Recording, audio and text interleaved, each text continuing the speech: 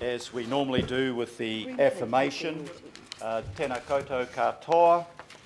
We seek wisdom, understanding, insights into the views and circumstances of others, strength to seek what we believe in, humility to accept the combined decisions of others, patience, good humour at all times, tolerance and courtesy while working in the best interests of our community.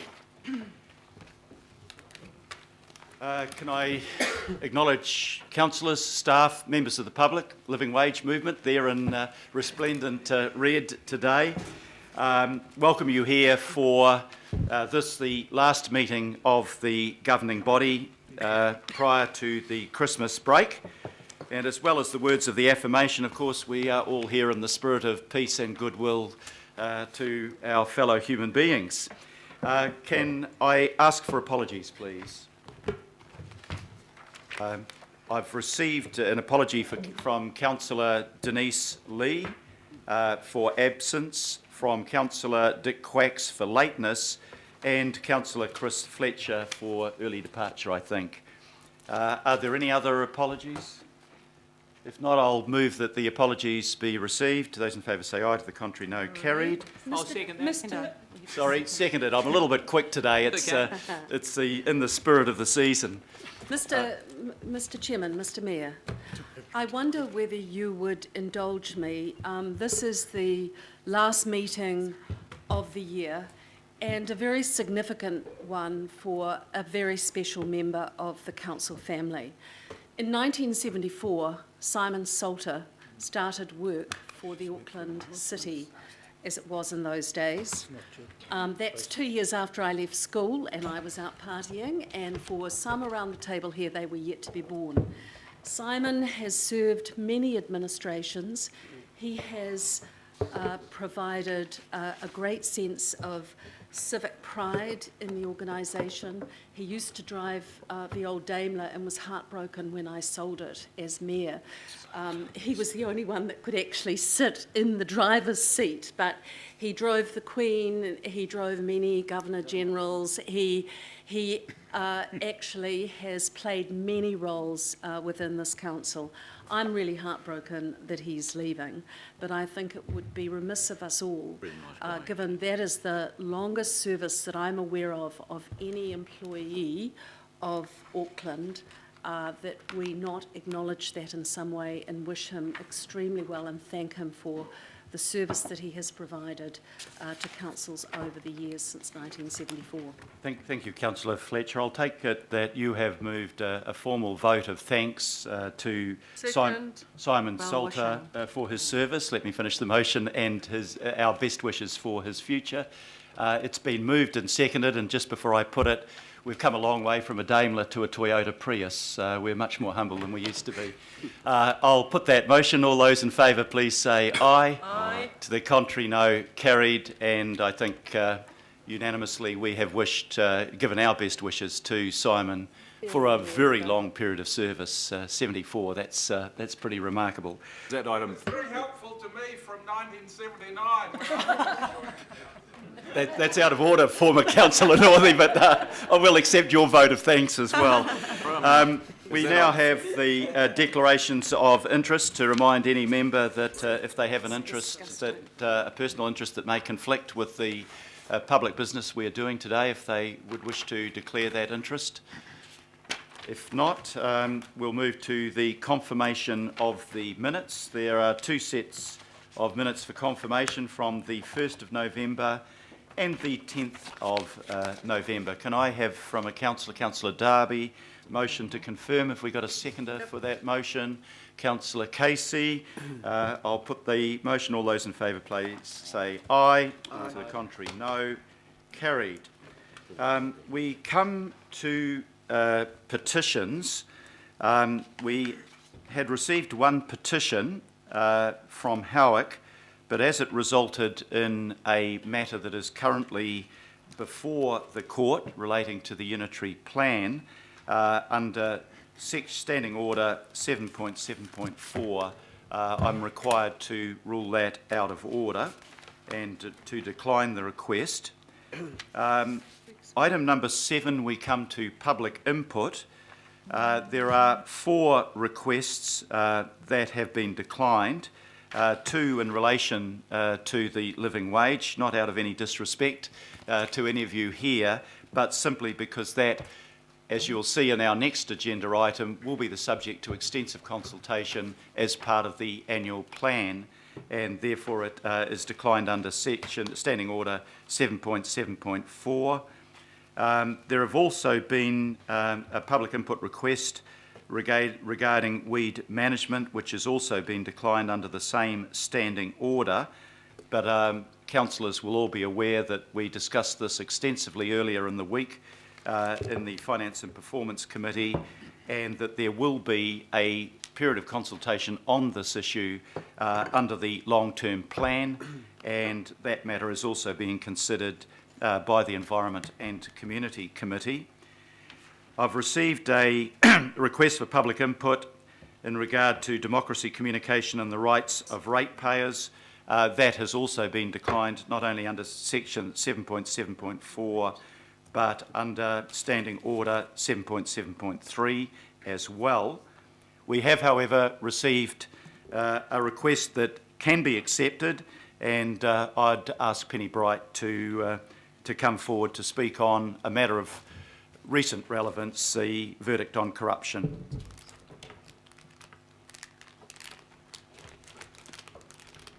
Penny Bright, you have 5 minutes, or less if you choose.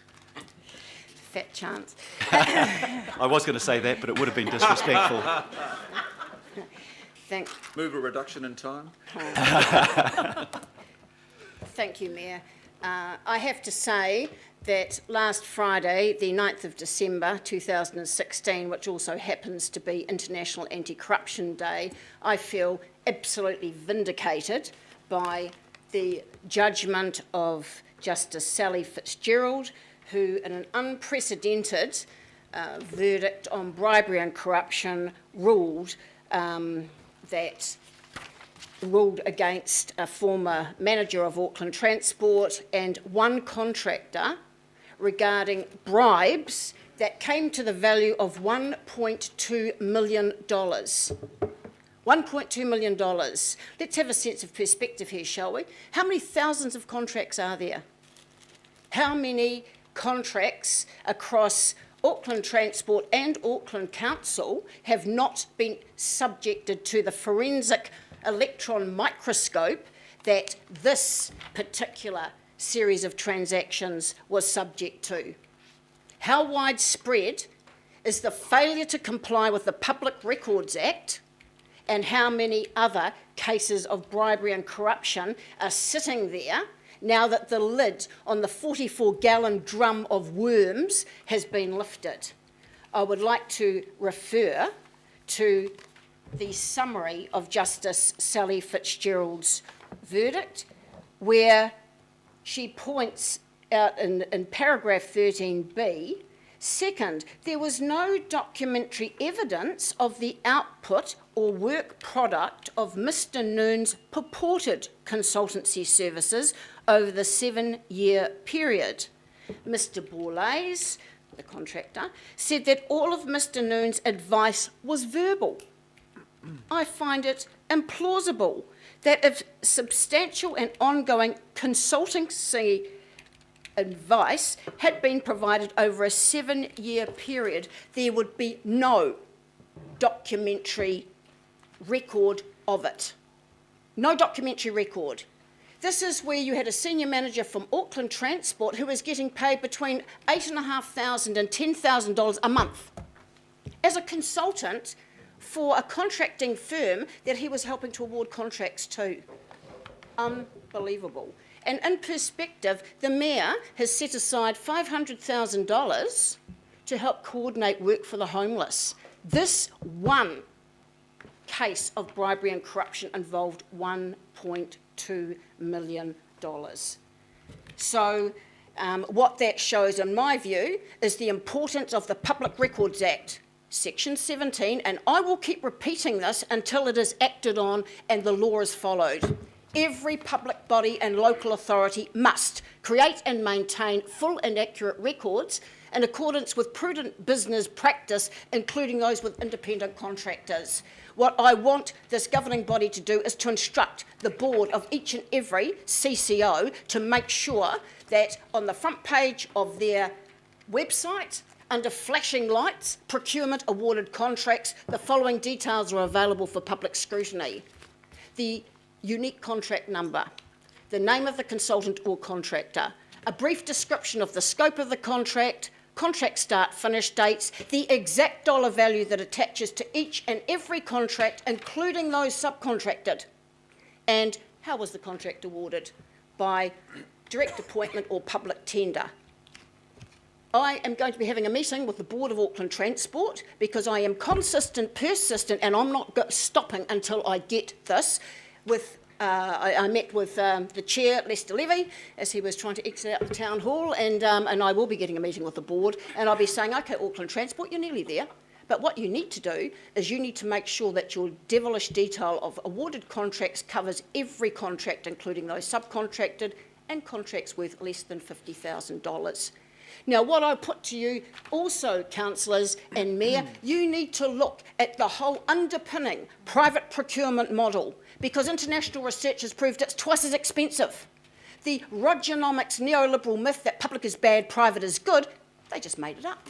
They just made it up. And the only ones, in my opinion, who have benefited from running public services in a more business-like way are the businesses who have got the contracts. And, as we've just seen in this High Court decision, how did they get those contracts? How did they get those contracts?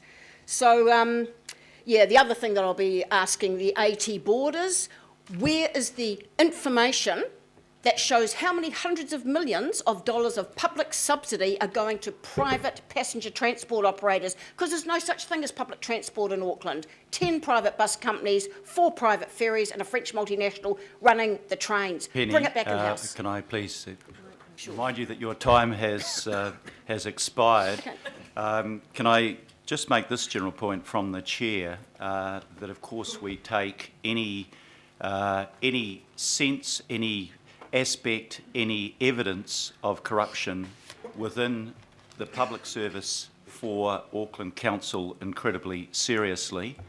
I can pay credit to the fact that Auckland Transport itself was the body that detected, after a long period of corruption in the previous Rodney District Council, and referred it to the Serious Fraud Office. But I have taken the precaution of writing to the Chief Executive Officer. He's sitting right next to me. I don't really need to write to him, but I've done it formally, and to every CCO, a reminder about the importance in terms of public reputation of how our money is expended, that it is expended honestly, and that we have in place reliable systems to prevent corruption and fraud, and charged the CCOs to come back to the Audit and Risk Committee in the new year, setting out precisely how they have put in place measures to limit the likelihood of corruption of any sort, to detect it, and how they have examined the mechanisms they have in place. I think a good thing for New Zealand is that Transparency International acknowledges that our public sector is one of the least corrupt in the world, but we need to be vigilant about that. Are there any comments from councillors? Councillor Walker. Just have a question, Penny, and I guess the context is that I was a Rodney District Councillor for some years, and I used to ask a lot of questions about contracts and often didn't get particularly good answers. And my concern, having read the judge's decision, is that I know that there were a number of other contracting parties that aren't mentioned, and I know that from advice that I've received from people that were in that area. So I'm particularly concerned that, as much and all as there are a very limited number of people that have been found guilty, that conceivably the practices that are covered off by the judge went significantly wider. Do you have any comment around that?